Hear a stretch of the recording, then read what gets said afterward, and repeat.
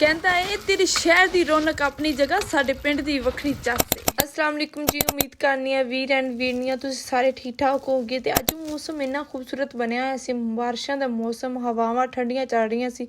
तो मैं क्या चलो तुहानूं भी नाल विखा चला। चलो जी, साडी एक लकड़ी की पौड़ी खलोती वेड़े दे विच, ते इहदे ते मैं चढ़ के ना उत्ते तुहानूं मैं क्या चलो उतला भी विखा देवां मौसम किस तरह दा। ए साडियां लकड़ियां शकड़ियां कट्ठियां होईयां पियां, इन्हां नूं इग्नोर करे इन्हां नूं ना वेखिया जे, सिर्फ तुसीं मौसम वेखो। तो मौसम वेखो कितना खूबसूरत बनया होया है। ठीक है, ए साडी सोलर प्लेट भी उत्ते पे, मैं क्या चलो जी कोई बारिश उत्ते पै के ना खराब ही ना हो जाए। तो ए साडे नबी पाक सल्लल्लाहु अलैहि वसल्लम दा रोज़ा रसूल दा परचम लहरा रहा, सुबहान अल्लाह। तो ऐ वेखो कुछ लोगों ने गंदम की कटाई शुरू कर दी, तो हवावां जिवें वगन दी सी ना तेज़ी नाल, ते बारिश आ रही सी, किनमें कहानी हो रही सी। तो मैनू ये डर ही सी, मैं क्या पता नहीं वो बेचारियां दे दिलों दे विच की होना, उन्होंने की सोच के गंदम की कटाई की थी। तो ऐ वेखो उन्होंने तो ये होना है कि साडी गंदम सारी खिलड़ जानी।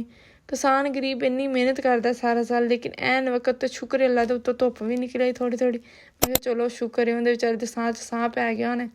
वो सारा साल मेहनत करता, लेकिन कनक फिर भी 2200 रुपये जाती है ना वो वास्ते। तो चलो जी इधर वेखो साडा सें, ते इन्नी दिन मेरा अमरीकन भरा जरा ना वो गोला लाया, तो मैं वो मैनू देता सी, कहता तू खा लै। तो इन्होंने बच्चों ने कहा नहीं असी लैने, तो बोड़ू तो कम वेख लो, इन्हें क्या बस मैं ही लैना।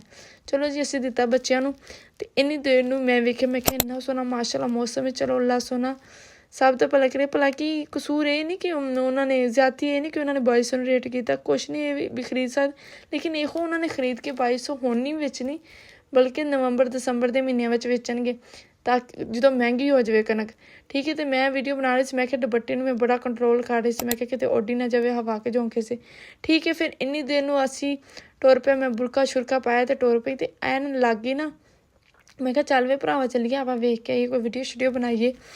तो ऐ सरों सी, तो कोली ने पहले उत्थे मैं मशीन वेख के अगे तुहानूं मैं विखानी आ।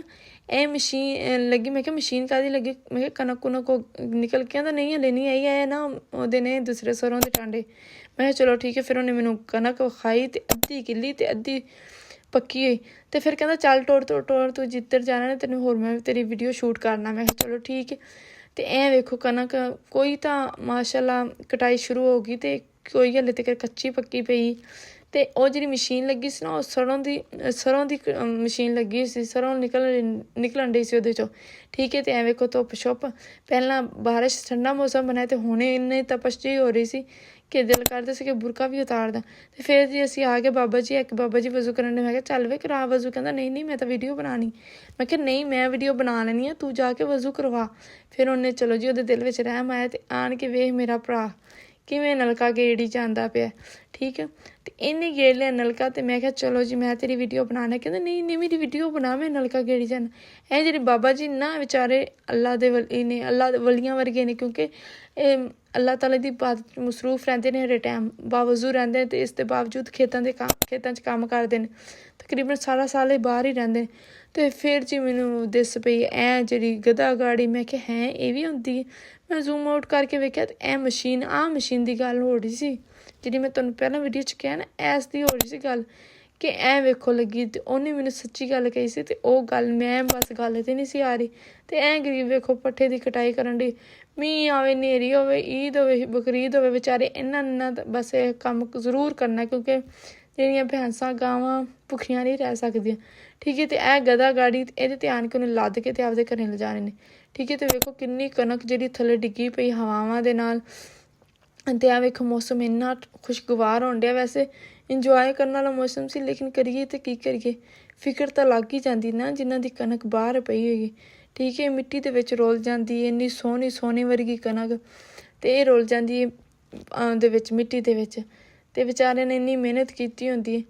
तो बस की करिए, अल्लाह तआला कोल माफ़ी मंगनी चाहिए। वेखो किवें कोई टांडे हवा नाल हो गई, किन्नी औखी उन्होंने वड्डी होनी, तीला कट्ठा करनगे, तो फिर इन्हां दी कटरियां बन के ते ओह रखणगे।